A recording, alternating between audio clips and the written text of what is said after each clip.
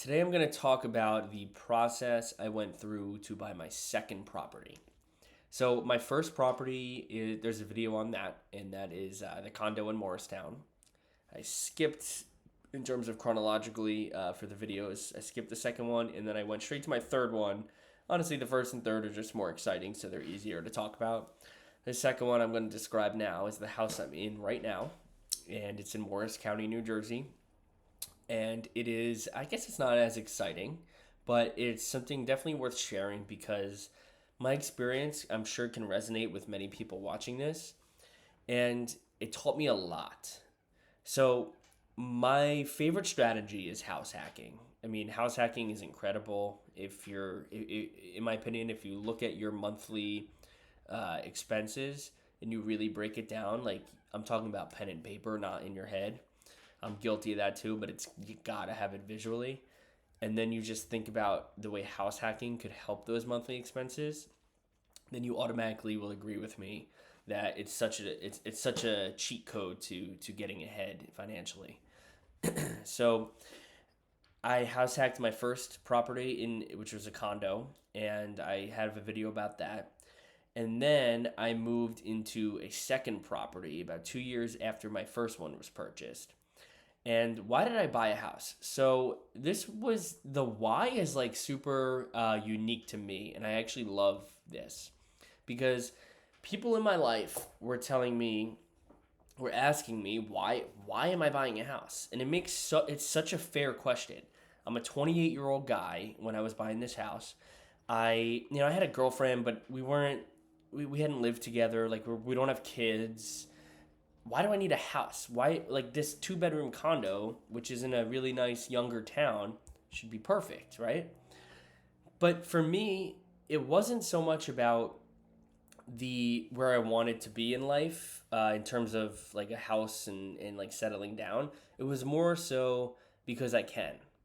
Because I looked at the horizon of my W 2 career and I knew it wasn't long. And when you have a W 2 job, you can qualify for loans easier than without one. I knew that when I was quitting my job, but that's why I prepared years in advance for that. So, rewind back to me having a condo for 2 years. I have a lot of money saved up because I have two jobs, right? I have a W 2 job, I was teaching, plus I'm a realtor, and my expenses from house hacking were minimal.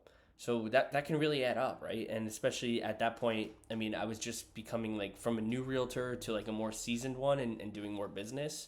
And I was like really hitting on that. And I had a lot of money. And the money, I'm all about it, real estate and investing. So I said, I could invest, and I was thinking about investing into different homes, I even got a syndication like proposition that came my way. There were many things I could have done with my money, but I said, you know what? I have this W 2 job and I might not have it forever. Turns out I definitely wouldn't. And I am going to take advantage and move into this property that I'm going to buy. So I bought a home in a town that I had literally never been to. Now, it was only like 15 minutes from the condo I had, so it's not like it was an outrageous area. I knew enough about it, but it's not like it's so hard to explain to people that aren't thinking the way I am. You bought a four-bedroom house when you're a single guy in a town you've never lived in, or you don't even know anyone. Like, yeah. So, one great part about it is I was able to ask my girlfriend Meg to move in with me, right? When I bought this house. All right, I'm going to rewind a little bit in the process of buying the house. So the house was on the market and it was highest and best. So yeah, I mean, one of my videos, this house I just bought recently from this recording is, or from the time of this recording, this duplex in Manville, that was off market. That was a project. That was a really good deal I got. This is not that. This is way separate. But this is how I really got to that point, and this is important. This home was on the market for like a week in highest and best. So over asking, right? So I put in an offer.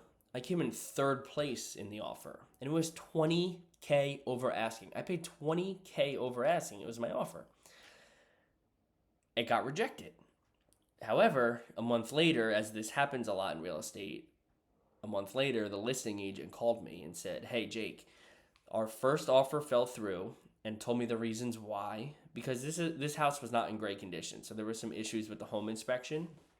So the buyer that had won and outbid me had an issue with the home inspection and bailed. The second best offer already found a home because it was a month later, and you're third.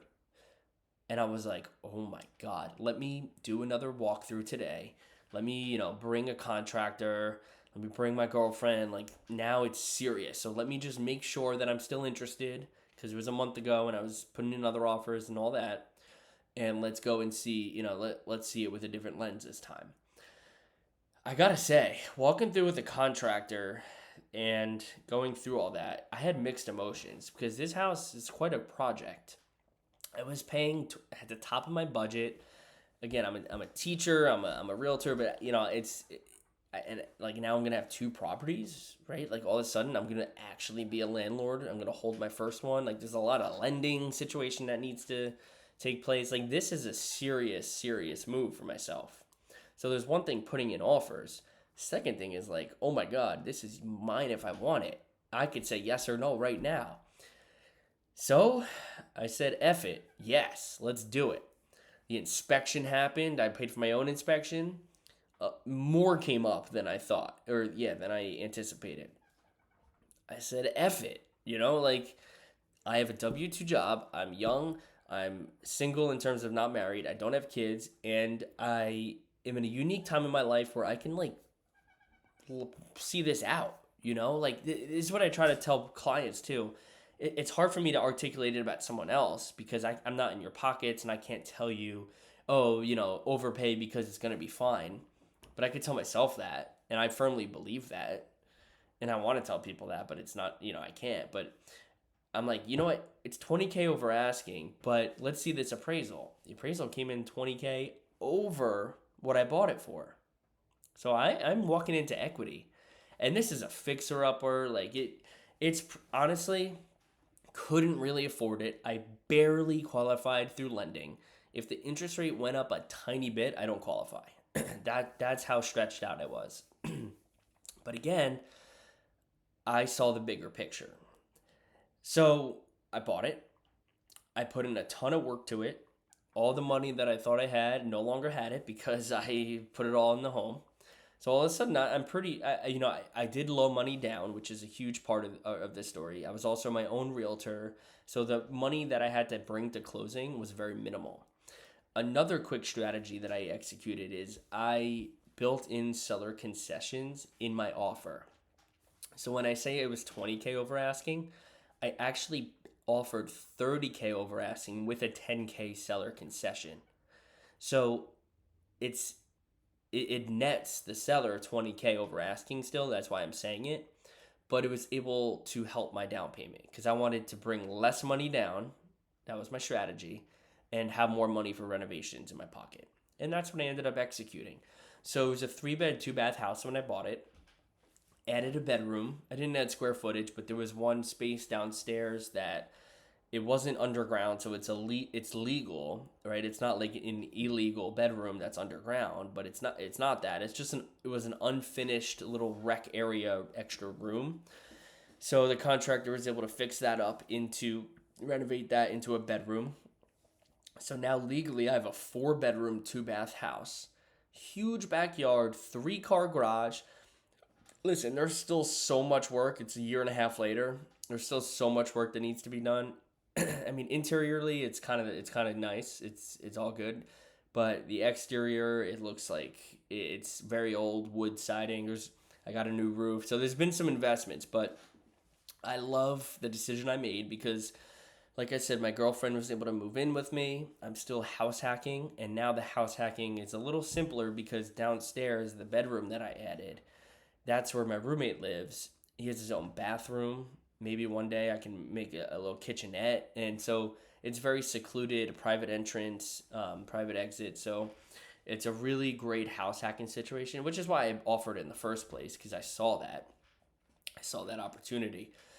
And essentially, yeah, it seemed crazy 2 years ago that I would want to buy this house because, again, single guy, and why would I live in this suburb town and all that? Why would I need a 4 bedroom house? But all of a sudden, I mean, it's made sense, and we have a lot of people over. We love this house.